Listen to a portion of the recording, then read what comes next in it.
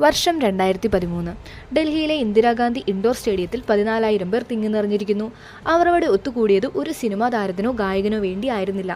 അവർ വന്നത് കണക്ക് പഠിക്കുന്നതിന് വേണ്ടിയായിരുന്നു. ആ അധ്യാപകന്റെ പേരാണ് ബൈജു രവീന്ദ്രൻ. അധ്യാപന കലയിൽ തൻ്റേതായ പ്രാവീണ്യം നേടിയ ആളായിരുന്നു ബൈജു. അവിടെ നിന്ന് പിന്നീട് ഇന്ത്യയിലെ ഏറ്റവും വലിയ എഡ്യൂക്കേഷൻ ആപ്പും ഇഡിടെക് കമ്പനിയുമായ ബൈജൂസ് നിർമ്മിച്ചു. ഇതിൽ നിന്ന് തുടങ്ങി ഏതാനും വർഷങ്ങൾക്കുള്ളിൽ തന്നെ കമ്പനി വലിയ കടക്കിണിയിലേക്ക് തള്ളപ്പെട്ടു. എന്താണ് ബൈജൂസിൻ്റെ പെട്ടെന്നുള്ള ഉയർച്ചയ്ക്കും തകർച്ചയ്ക്കും പിന്നിലുള്ള കാരണമെന്ന് നമുക്കിന്ന് പരിശോധിക്കാം. ബൈജു രവീന്ദ്രൻ 1980 കേരളത്തിലെ കണ്ണൂർ ജില്ലയിൽ അഴീക്കോടാണ് ജനനം. മാതാപിതാക്കൾ സർക്കാർ സ്കൂളിലെ അധ്യാപകരായിരുന്നു. ബൈജു രവീന്ദ്രന് കുട്ടിക്കാലം മുതൽ സ്പോർട്സിലും ഗണിതശാസ്ത്രത്തിലുമായിരുന്നു കൂടുതൽ കമ്പം.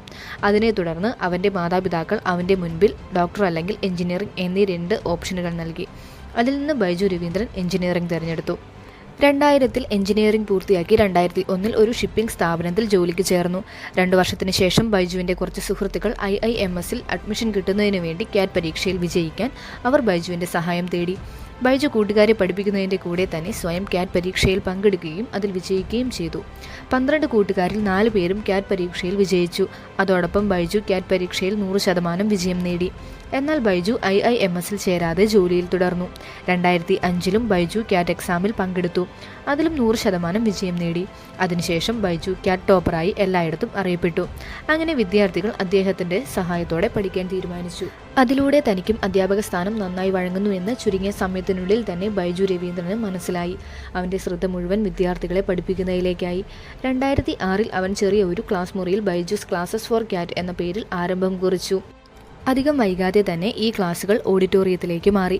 അവിടെ ഒരേ സമയം 1200 വിദ്യാർത്ഥികളെ വരെ പഠിപ്പിക്കാൻ തുടങ്ങി. ബൈജൂസിൻ്റെ ക്ലാസുകൾ പ്രീമിയം ലെവലിലേക്കായി. ഒരു ക്ലാസ് ഫ്രീ ആയിട്ടും 2ാം ക്ലാസ് മുതൽ ഫീസും വാങ്ങി തുടങ്ങി. ബൈജുവിൻ്റെ അധ്യാപന ശൈലി വളരെ വ്യത്യസ്തമായ രീതിയിലായിരുന്നു. കുട്ടിക്കാലം മുതൽ മനഃപ്പാടമാക്കി പഠിച്ചിരിക്കുന്ന വിദ്യാർത്ഥികൾക്ക് ബൈജുവിൻ്റെ അധ്യാപന ശൈലി അവർക്കിടയിൽ വളരെ സ്വാധീനം ചെലുത്തിയിരുന്നു. അതിനാൽ അദ്ദേഹത്തിൻ്റെ സൗജന്യ ക്ലാസ്സിൽ പങ്കെടുക്കുന്ന 10ൽ 9 വിദ്യാർത്ഥികളും അവരുടെ അടുത്ത ക്ലാസ് മുതൽ പണം മുടക്കി അറ്റൻഡ് ചെയ്യാൻ തുടങ്ങി. ഈ വിജയം കണ്ടറിഞ്ഞ ബൈജു ഇതേ മാതൃകയിൽ തന്നെ ബാംഗ്ലൂർ, പൂനെ, ചെന്നൈ, മുംബൈ എന്നീ 4 നഗരങ്ങളിലേക്ക് വ്യാപിപ്പിച്ചു. ഈ ക്ലാസ്സുകളിൽ നിന്ന് അദ്ദേഹം ഒത്തിരി പ്രതിഭാധാരികളായ വിദ്യാർത്ഥികളെയും ഭാവി ഭാര്യയായ ദിവ്യ ഗോകുൽനാഥിനെയും കണ്ടുമുട്ടി. ഈ വിദ്യാർത്ഥികളിൽ ചിലരും ദിവ്യയും ചേർന്ന് പിന്നീട് ബൈജൂസിൻ്റെ കോ-ഫൗണ്ടർ കമ്പനിയായ തിങ്ക് ആൻഡ് ലേൺ പ്രൈവറ്റ് ലിമിറ്റഡിൻ്റെ സഹസ്ഥാപകരായി മാറി. അതിൽ കുറച്ച് വിദ്യാർത്ഥികൾ തന്നെയായിരുന്നു ആദ്യ കാലഘട്ടങ്ങളിൽ ജീവനക്കാരായി മാറിയതും. 2009 ആയപ്പോഴേക്കും ബൈജു രവീന്ദ്രൻ്റെ ബൈജൂസ് ക്ലാസുകൾ 9 നഗരങ്ങളിലേക്ക് വ്യാപിപ്പിച്ചു. എല്ലാ ആഴ്ചകളിലും എല്ലാ നഗരങ്ങളിലും ബൈജൂസ് ക്ലാസ് എടുത്തു. തൻ്റെ യാത്രാ സമയങ്ങളിൽ അദ്ദേഹത്തിൻ്റെ ചിന്തകൾ എന്ന് പറയുന്നത് കുട്ടികളെ മുഷിപ്പിക്കാതെയും മടുപ്പിക്കാതെയും എങ്ങനെ സന്തോഷത്തോടെ പിടിച്ചിരുത്താം എന്നതായിരുന്നു. അതുകൊണ്ട് തന്നെ തൻ്റെ ക്ലാസ്സുകളിൽ ദിവസം കൂടുന്തോറും വിദ്യാർത്ഥികൾ വർദ്ധിച്ചിരുന്നു. അദ്ദേഹത്തിൻ്റെ കഠിനാധ്വാനം കാരണം ബൈജൂസിൻ്റെ ക്ലാസ്സുകൾ മറ്റു പല നഗരങ്ങളിലേക്കും വന്നു തുടങ്ങി. എന്നാൽ ബൈജു രവീന്ദ്രന് എല്ലാ നഗരങ്ങളിലും ആഴ്ചയിൽ ഓടിയെത്താൻ സാധിക്കാതെ വന്നതുമൂലം ബൈജൂസിനെ ഡീഗ്രേഡ് ചെയ്യാൻ തീരുമാനിച്ചു. 2009 അദ്ദേഹം VSAT ഉപയോഗിച്ച്, VSAT എന്ന് പറയുന്നത് സാറ്റലൈറ്റ് വിക്ഷേപണത്തിനുള്ള സാങ്കേതിക വിദ്യയാണ്, 45 നഗരങ്ങളിൽ അദ്ദേഹത്തിൻ്റെ ചാനൽ വഴി ബ്രോഡ്കാസ്റ്റ് ചെയ്തു. ഇങ്ങനെ ടെക്നോളജി വഴിമാറിയതോടെ അദ്ദേഹം വലിയ ഒരു ഇഡിടെക് കമ്പനിക്ക് തുടക്കം കുറിച്ചു. 2011 കുറച്ചുകൂടി വിപുലീകരിക്കുന്നതിന് വേണ്ടി അദ്ദേഹം think and learn private limit എന്ന സ്ഥാപനവും ആരംഭിച്ചു. വിദഗ്ധരായ ഒരു കൂട്ടം അധ്യാപകരുടെ ഒരു ടീമിനെ രൂപീകരിച്ചത് മൂലം ബൈജൂസ് സ്കൂൾ കുട്ടികളെ ട്യൂഷൻ പഠിപ്പിക്കാൻ തുടങ്ങി. അന്ന് ഇന്ത്യയിൽ 25 കോടി സ്കൂൾ വിദ്യാർത്ഥികൾ ഉണ്ടായിരുന്നു. ബൈജു രവീന്ദ്രൻ്റെ സാന്നിധ്യം എല്ലാവരിലേക്കും എത്തണമെങ്കിൽ മുംബൈയിൽ ആപ്പ് ഇറക്കണമെന്ന് ബൈജു മനസ്സിലാക്കി. തുടർന്ന് 2013 മണിപ്പാൽ ഗ്രൂപ്പിന് 26% ഓഹരി നൽകി 50 കോടി ഫണ്ടിംഗ് എടുത്തു. തുടർന്ന് അദ്ദേഹം തൻ്റെ മൊബൈൽ ആപ്പ് വികസിപ്പിക്കുവാനും തുടങ്ങി. പഠനത്തോടുള്ള സമീപനം പല കുട്ടികൾക്കും വ്യത്യസ്തമാണെന്ന്, ചില കുട്ടികൾക്ക് വീഡിയോയിലൂടെയും ചിലർക്ക് സംസാരത്തിലൂടെയുമാണ് കൂടുതൽ വ്യക്തമാകുന്നതെന്നും മനസ്സിലാക്കിയ ബൈജു തൻ്റെ ആപ്പിൽ ഇതെല്ലാം ഉൾപ്പെടുത്തി. മാത്രമല്ല, ഇതിലൂടെ വിദ്യാർത്ഥികൾക്ക് അവരുടെ സുഖപ്രദമായ രീതിയിലും വേഗത്തിലും പാഠഭാഗങ്ങൾ മനസ്സിലാക്കാൻ സാധിക്കും. മൊബൈൽ ഫോൺ ഗെയിമിലേക്കും മറ്റും താല്പര്യമുള്ള വിദ്യാർത്ഥികളുടെ ശ്രദ്ധ ബൈജൂസ് ആപ്പിലേക്ക് കൊണ്ടുവരുവാൻ വേണ്ടി വിദഗ്ധരായ അധ്യാപകരെയും മോഷൻ ഗ്രാഫിക്സ് ആർട്ടിസ്റ്റുകളെയും 3D ഡിസൈനേഴ്സിനെയും പ്രൊഫഷണൽ സംഗീതജ്ഞരെയും നിയമിച്ചു. അങ്ങനെ അവസാനം ബൈജൂസ് ലേണിംഗ് ആപ്പ് 2015 ആരംഭം കുറിച്ചു. ആപ്പിന് പുറമെ ബൈജൂസിൻ്റെ ക്ലാസുകൾ ടാബ്ലറ്റുകളിലും മെമ്മറി കാർഡുകളിലുമാക്കി വിൽക്കുവാൻ തുടങ്ങി. ഈ 2 ഉൽപ്പന്നങ്ങളും പുറത്തിറങ്ങിയ ഉടൻ തന്നെ വിദ്യാർത്ഥികൾക്കിടയിൽ നിന്ന് മികച്ച പ്രതികരണം ലഭിച്ചു. 2015 ജൂൺ 5-ന് സെക്വോയിൽ നിന്ന് $25 മില്യൺ നിക്ഷേപം ബൈജൂസിന് ലഭിച്ചു. 2016-ൽ മാർക്ക് സക്കറിൻ്റെ സ്ഥാപനം $50 മില്യൺ നിക്ഷേപിച്ചു. കോടിക്കണക്കിന് നിക്ഷേപങ്ങൾ വന്നതിന് ശേഷം ബൈജൂസിൻ്റെ ലക്ഷ്യം സെയിൽസ് കൂടുന്നതിലേക്ക് മാത്രമായി. അതിനായി 100 കണക്കിന് എഞ്ചിനീയറിംഗ് ബിരുദധാരികളെ നിയമിക്കുകയും ചെയ്തു. ഒരു അഗ്രസീവായ സെയിൽസ് ടീമിനെ രൂപീകരിച്ചു. അവരുടെ മാർക്കറ്റിംഗ് തന്ത്രം വളരെ ബുദ്ധിപരമായിരുന്നു. ആദ്യം ബൈജൂസിൻ്റെ TV പരസ്യത്തോടെയായിരുന്നു തുടക്കം. മാതാപിതാക്കൾ ബൈജൂസിൻ്റെ പരസ്യം കാണുകയും ആപ്പ് ഡൗൺലോഡ് ചെയ്യുകയും ചെയ്തു. കുറച്ച് ദിവസങ്ങൾക്ക് ശേഷം ബൈജൂസിൻ്റെ സെയിൽസ്മാൻ അവരെ വിളിക്കുകയും അവരുടെ കുട്ടികൾക്ക് പേഴ്സണൽ കൗൺസിലിംഗ് സെക്ഷൻ ബുക്ക് ചെയ്യിപ്പിക്കുകയും ചെയ്യും. കൗൺസിലിംഗ് സെക്ഷനിൽ ആദ്യം കുട്ടികളുടെ ആഗ്രഹങ്ങളെയും സ്വപ്നങ്ങളെയും കുറിച്ച് ചോദിക്കുകയും അങ്ങനെ വിദ്യാർത്ഥികളുമായി വ്യക്തമായ ബന്ധം സ്ഥാപിക്കുകയും ചെയ്യും. അതിനുശേഷം വിദ്യാർത്ഥിയോട് ഉത്തരം പറയാൻ സാധിക്കാത്ത ചോദ്യങ്ങൾ ചോദിക്കും. ഉദാഹരണത്തിന്, ഒരു സർക്കിളിൽ എത്ര പോയിന്റുകൾ ഉണ്ട് എന്നൊരു സാധാരണ ചോദ്യമായിരിക്കും ചോദിക്കുന്നത്. ഈ ചോദ്യത്തിന് ഉത്തരം പറയാൻ മിക്ക കുട്ടികൾക്കും സാധിക്കുകയില്ലായിരുന്നു. ബൈജൂസിൻ്റെ സെയിൽസ്മാനും വേണ്ടത് ഇതുതന്നെയായിരുന്നു. അപ്പോൾ സെയിൽസ്മാൻ തൻ്റെ ടാബ്ലറ്റിൽ ഉയർന്ന നിലവാരമുള്ള ബൈജൂസിൻ്റെ വീഡിയോ കാണിക്കുകയും അതിൽ ഒരു സർക്കിളിൽ അനന്തമായ പോയിന്റുകൾ ഉണ്ടെന്ന് വിശദീകരിക്കുകയും ചെയ്യും. അതിനുശേഷം സെയിൽസ്മാൻ മാതാപിതാക്കളോട് ഒരു ലളിതമായ ചോദ്യം ചോദിക്കുന്നു. നിങ്ങളുടെ കുട്ടിക്ക് ഇത്രയും കോമൺ ആയ ഒരു ചോദ്യത്തിന് ഉത്തരം പോലും പറയാൻ സാധിക്കുന്നില്ലെങ്കിൽ എങ്ങനെയാണ് ഭാവിയിലെ മറ്റ് പരീക്ഷകളിൽ ഉയർന്ന മാർക്ക് വാങ്ങുന്നത്? ഈ ചോദ്യത്തിന് ശേഷം മാതാപിതാക്കൾ തങ്ങളുടെ കുട്ടികളുടെ ഭാവിയെക്കുറിച്ച് ഓർത്ത് വിഷമിച്ചിരിക്കുന്ന സാഹചര്യത്തിൽ സെയിൽസ്മാൻ ബൈജൂസ് ലേണിംഗ് ആപ്പ് ഇതിനു നല്ലൊരു സൊല്യൂഷനാണെന്ന് പറയുന്നു.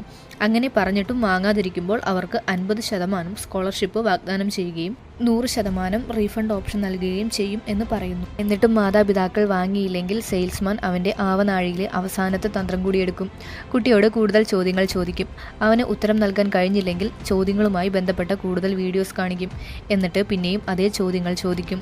ഈ സമയത്ത് കുട്ടി ശരിയായ ഉത്തരങ്ങൾ നൽകുകയും മാതാപിതാക്കൾ സന്തോഷിക്കുകയും ചെയ്യും. അങ്ങനെ ബൈജൂസിൻ്റെ ടാബ്ലറ്റുകൾ വാങ്ങുകയും ചെയ്യുന്നു. ഒരിക്കലും ഇത് ഒരു പരാജയപ്പെട്ട ഒരു വിൽപ്പന തന്ത്രമായിരുന്നില്ല. ഇങ്ങനെ ബൈജൂസ് അതിവേഗം വളർന്നുകൊണ്ടിരുന്നു. 2018-ൽ $1 ബില്യൺ മൂല്യവുമായി ഇന്ത്യയിലെ ആദ്യത്തെ ഇഡിടെക് യൂണിക്കോണായി മാറി. 2020 മാർച്ചോടുകൂടി ഏകദേശം 4 കോടി ഉപഭോക്താക്കളുമായി അതിൻ്റെ മൂല്യം ഏകദേശം $8 ബില്യൺ ഈ സമയത്താണ് ബൈജൂസിൻ്റെ വളർച്ചയ്ക്ക് സ്പീഡ് കൂട്ടുന്നതിനായി അത് സംഭവിക്കുന്നത്. COVID-19 രാജ്യം മുഴുവൻ ലോക്ക്ഡൗണായി. വിദ്യാർത്ഥികളെല്ലാം തന്നെ ഓൺലൈൻ വിദ്യാഭ്യാസത്തെ ആശ്രയിച്ചു. ഈ അവസരത്തിൽ ബൈജൂസ് അതിൻ്റെ ക്ലാസുകൾ ഏതാനും ആഴ്ചകൾ സൗജന്യമാക്കി. അതിനാൽ ഈ ആപ്പ് കൂടുതൽ ആളുകൾ ഉപയോഗിക്കാൻ തുടങ്ങി. ഈ തന്ത്രം കാരണം ബൈജൂസ് ആപ്പിൻ്റെ ഉപയോഗം 60% വർദ്ധിച്ചു.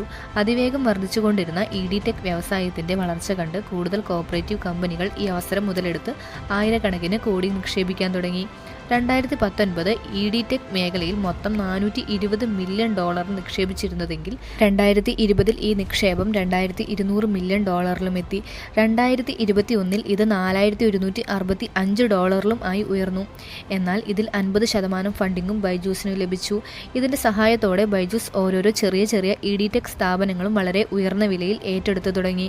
ഉദാഹരണത്തിന് വൈറ്റ് ഹാറ്റ് ജൂനിയറിനെ $300 മില്യൺ വാങ്ങി. അതുപോലെ തന്നെ light tiger, Toppr, Great Learning, Epic, Scholr and Gradeup തുടങ്ങിയ സ്റ്റാർട്ടപ്പുകളും ഏറ്റെടുത്തു. ഇതിൽ 3 സ്റ്റാർട്ടപ്പുകൾ US-ൽ നിന്നായിരുന്നു. ഈ സ്റ്റാർട്ടപ്പിലൂടെ അമേരിക്കയിലെ വിദ്യാഭ്യാസ സ്ഥാപനങ്ങളിലും തൻ്റെതായ ഇടം നേടണമെന്ന് ബൈജൂസ് രവീന്ദ്രൻ ആഗ്രഹിച്ചത്. ഈ സ്റ്റാർട്ടപ്പുകൾ വളരെ വേഗം വളർത്തുന്നതിനായി ബൈജൂസ് $1.2 ബില്യൺ വായ്പയെടുത്തു. അത് വളരെ ഉയർന്ന ഒരു തുക തന്നെയാണ്. എന്നാൽ $1 ബില്യൺ ബൈജൂസ് ആകാശ് ഇൻസ്റ്റിറ്റ്യൂട്ടിനെ ഏറ്റെടുത്ത കാര്യം ഏറ്റവും വലിയ വാർത്തയായി മാറുകയായിരുന്നു. അതായത് 5 വർഷത്തെ പാരമ്പര്യമുള്ള ബൈജൂസ് 33 വർഷത്തെ കോച്ചിംഗ് പരിജ്ഞാനമുള്ള ആകാശ് ഇൻസ്റ്റിറ്റ്യൂട്ടിനെ ആകാശിൻ്റെ യഥാർത്ഥ മൂല്യത്തെക്കാളും 20 മുതൽ 30 വരെ കൂടുതൽ പണം മുടക്കിയാണ് ബൈജൂസ് ആകാശിനെ സ്വന്തമാക്കിയതെന്ന് വിദഗ്ധർ പറയുന്നു. 2022 മാർച്ചോടെ 58,000 ജീവനക്കാരുമായി $22 മില്യൺ മൂല്യവുമായി ബൈജൂസ് തൻ്റെ വളർച്ചയുടെ ഉന്നതിയിലെത്തി. COVID-19 സാന്നിധ്യം കുറഞ്ഞു വന്ന ടൈമിലാണ് ഒരു പ്രശ്നമുണ്ടാകുന്നത്. ലോക്ക്ഡൗൺ മാറി ക്ലാസുകൾ പഴയ രീതിക്ക് ആരംഭിക്കാൻ തുടങ്ങി. ഈ കാരണത്താൽ ബൈജൂസിൻ്റെ വളർച്ചയ്ക്ക് വളരെ വലിയ ഇടിവ് ഉണ്ടാവുകയാണ്. ബൈജൂസ് അങ്ങനെ അവരുടെ മൂല്യനിർണ്ണയവുമായി താരതമ്യപ്പെടുത്തുമ്പോൾ അവരുടെ വിൽപ്പന വളരെ കുറഞ്ഞു. സെയിൽസ്മാൻസ് ടീമിൽ സമ്മർദ്ദം ചെലുത്തുവാൻ തുടങ്ങി. അതായത് ബൈജൂസ് അവരുടെ പഴയ ബിസിനസ് രീതി വെച്ച് നോക്കുമ്പോൾ വിൽപ്പന വളരെ കുറവായിരുന്നു. അതിൻ്റെ സമ്മർദ്ദം മുഴുവൻ സെയിൽസ്മാൻമാരിലേക്ക് ചെലുത്തുവാൻ തുടങ്ങി. ബാംഗ്ലൂർ ഓഫീസിലെ ജീവനക്കാർ 14 മണിക്കൂർ തുടർച്ചയായി ജോലി ചെയ്യേണ്ടി വന്നതായി റിപ്പോർട്ട് വന്നിരുന്നു. ടാർഗറ്റ് അച്ചീവ് ചെയ്യാൻ സാധിക്കാത്തതിനാൽ അവരുടെ ലഞ്ച് ബ്രേക്ക് വെട്ടിക്കുറച്ചു. ഉപഭോക്താക്കൾ കോൾ എടുക്കുന്നത് നിർത്തിയാൽ മുഴുവൻ കുറ്റവും സെയിൽസ്മാൻമാരുടെ തലയിൽ വന്നു തുടങ്ങി. സെയിൽസിൻ്റെ ടാർഗറ്റ് പോലും മാറിക്കൊണ്ടിരുന്നു. ഓരോ സെയിൽസ്മാനും ആഴ്ചയിൽ 1.5 ലക്ഷം വിൽപ്പന കൊണ്ടുവരണമെന്നായി. 2022 ബൈജൂസ് ഒരു നിയമം കൊണ്ടുവന്നു. സെയിൽസ്മാൻമാർക്ക് അവരുടെ ടാർഗറ്റ് 50% പോലും പൂർത്തിയാക്കാൻ കഴിയാതെ വന്നാൽ ഉടനടി അവരെ പുറത്താക്കാൻ തുടങ്ങി. ഇങ്ങനെ വന്നതോടെ സെയിൽസ്മാൻ അവരുടെ ടാർഗറ്റ് എത്താൻ വേണ്ടി തങ്ങളാൽ കഴിയുന്നതെല്ലാം ചെയ്യാൻ തുടങ്ങി. വിദ്യാർത്ഥികളുടെയും അവരുടെ മാതാപിതാക്കളെയും സമ്മർദ്ദത്തിലാക്കുകയും ചെയ്തതായി റിപ്പോർട്ടുകൾ വന്നിട്ടുണ്ട്. കുറയാതിരിക്കാൻ സെയിൽസ്മാൻ അവരുടെ കയ്യിൽ നിന്ന് 15,000 രൂപ ഡൗൺ പേയ്മെൻറ്റ് നൽകുന്നതായി റിപ്പോർട്ട് ചെയ്തിട്ടുണ്ട്. അങ്ങനെ സബ്സ്ക്രിപ്ഷനുകൾ ക്യാൻസൽ ചെയ്ത് റീഫണ്ട് എടുക്കുന്നതിൽ പ്രശ്നങ്ങൾ നേരിടാൻ തുടങ്ങി. ബൈജൂസിൻ്റെ തെറ്റായ വിൽപ്പനയും ചൂഷണത്തിൻ്റെയും കഥകൾ പുറത്തുവരാൻ തുടങ്ങിയതോടെ ബൈജൂസിന് ഉണ്ടായിരുന്ന മാതാപിതാക്കളുടെ വിശ്വാസം ഇല്ലാതായി. എന്നാൽ ബൈജൂസിനെ സംബന്ധിച്ചിടത്തോളം ഈ പ്രശ്നങ്ങൾ എല്ലാത്തിനും തുടക്കം മാത്രമായിരുന്നു. അങ്ങനെ സബ്സ്ക്രിപ്ഷൻ ക്യാൻസലേഷൻ വഴി റീഫണ്ടും സാറ്റലൈറ്റും ശമ്പളവും ഓഫീസ് വാടകയും എല്ലാം കൂടി നോക്കുമ്പോൾ ബൈജൂസിന് വൻതോതിൽ നഷ്ടമുണ്ടാക്കി. 2022 അവസാനത്തോടെ ബൈജൂസിൻ്റെ വിൽപ്പന മോഡലിലും മാറ്റം വരുത്തി. അതുവഴി ചിലവുകൾ കുറയ്ക്കാനും സെയിൽസ്മാൻ വീടുകളിൽ സിറ്റ് ചെയ്യാതെയും വന്നു. സൂം കോളിലൂടെ വിൽപ്പന നടത്തി തുടങ്ങി. ഈ രീതിയിൽ വന്നതോടെ ബൈജൂസിന് ചിലവുകൾ കുറഞ്ഞു. അതോടൊപ്പം സെയിൽസ്മാൻ വിളിക്കാത്തതിനെ തുടർന്ന് ഉപഭോക്താക്കളും കുറഞ്ഞു. 2022 അവസാനത്തോടെ ബൈജൂസിൻ്റെ ഞെട്ടിക്കുന്ന ഒരു പ്രഖ്യാപനം കൂടി വന്നു. $200 മില്യൺ നിക്ഷേപിച്ച് വിവിധ നഗരങ്ങളിൽ 500 ഓഫ്ലൈൻ ട്യൂഷൻ സെൻ്ററുകൾ തുറക്കുമെന്നായിരുന്നു പ്രഖ്യാപനം. എന്നാൽ എല്ലാവർക്കും അതിശയമായത് ഇന്ത്യയിൽ ഓൺലൈൻ എടുക്കാനുള്ള തീരുമാനത്തിൽ മുന്നിട്ടിറങ്ങിയ കമ്പനി എങ്ങനെയാണ് ഓഫ്ലൈനിലേക്ക് മാറുന്നതിനുള്ള തീരുമാനം എടുത്തതെന്നായിരുന്നു. അതിനുള്ള പ്രധാന കാരണം കോവിഡ് പകർച്ചവ്യാധി 2 വർഷം നീണ്ടുനിന്ന ഓൺലൈൻ പഠനം വിദ്യാർത്ഥികൾ മടുത്തു തുടങ്ങിയിരുന്നു. രക്ഷിതാക്കൾക്കും കുട്ടികൾക്കും എളുപ്പത്തിൽ ശ്രദ്ധ തിരിക്കുമെന്ന് മനസ്സിലാക്കി ഈ പഠനത്തിൻ്റെ പേരിൽ ചാറ്റിങ്ങും സോഷ്യൽ മീഡിയ ഉപയോഗവും കൂടി വന്നു. അതേസമയം ഓൺലൈൻ ക്ലാസ്സിൽ ഈ അശ്രദ്ധകൾ ഉണ്ടാവുകയുമില്ല. അധ്യാപകനുമായി നേരിട്ടുള്ള ഇടപഴകൽ ഉത്തരവാദിത്തം കൂട്ടുമെന്ന് വിചാരിച്ച് ഓൺലൈൻ ക്ലാസ്സിനോടുള്ള വിശ്വാസവും നഷ്ടപ്പെട്ടു. അങ്ങനെ ബൈജൂസിൻ്റെ വരുമാനവും നിന്നുപോയി. ബൈജൂസിൻ്റെ പണവും തീർന്നുപോയി. ജീവനക്കാരുടെ ശമ്പളവും വൈകാൻ തുടങ്ങി. ലോൺ തിരിച്ചടവ് മുടങ്ങി. അതിൻ്റെ കൂടെ നിയമപ്രശ്നങ്ങളും വന്നു ചേർന്നു. $1.2 മില്യൺ വായ്പ നൽകിയ US ബേസ്ഡ് കമ്പനി ലോൺ നിബന്ധന ലംഘിച്ചതിന് ബൈജൂസിനെതിരെ കേസ് കൊടുത്തു. 2023 ഏപ്രിൽ മാസത്തിൽ കോർപ്പറേറ്റീവ് മന്ത്രാലയം മിനിസ്ട്രി ബൈജൂസിനെ കുറിച്ച് അന്വേഷിക്കാനും ആരംഭിച്ചു. ഈ സമയത്ത് സാമ്പത്തിക പ്രതിസന്ധി കാരണം 1000 കണക്കിന് ജീവനക്കാരെ ബൈജൂസ് പിരിച്ചുവിടാനും തുടങ്ങി. 2023 സെപ്റ്റംബറിൽ BCCI ഇന്ത്യൻ ക്രിക്കറ്റ് ടീം ബൈജൂസിനെതിരെ അവരുടെ പരസ്യ വരുമാനം നൽകാത്തതിനെ തുടർന്ന് പരാതി നൽകി. 2024 ജനുവരിയിൽ ബൈജൂസിൻ്റെ മൂല്യം $225 മില്യൺ കുറഞ്ഞു. അതായത് $22 ബില്യൺ മൂല്യത്തിൽ നിന്നും ഏകദേശം 99% കുറഞ്ഞു. ഇപ്പോൾ ബൈജൂസിന് ബാംഗ്ലൂർ ഓഫീസ് ഒഴികെ ഇന്ത്യയിലെ ബാക്കി എല്ലാ ഓഫീസുകളും കാലിയായി.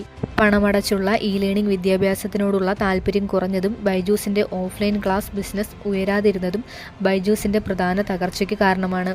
അവസാനം ബൈജൂസ് വാങ്ങിയ ആകാശ് ഒഴികെയുള്ള എല്ലാ സ്റ്റാർട്ടപ്പുകളും ഇപ്പോൾ നഷ്ടത്തിലാണ്.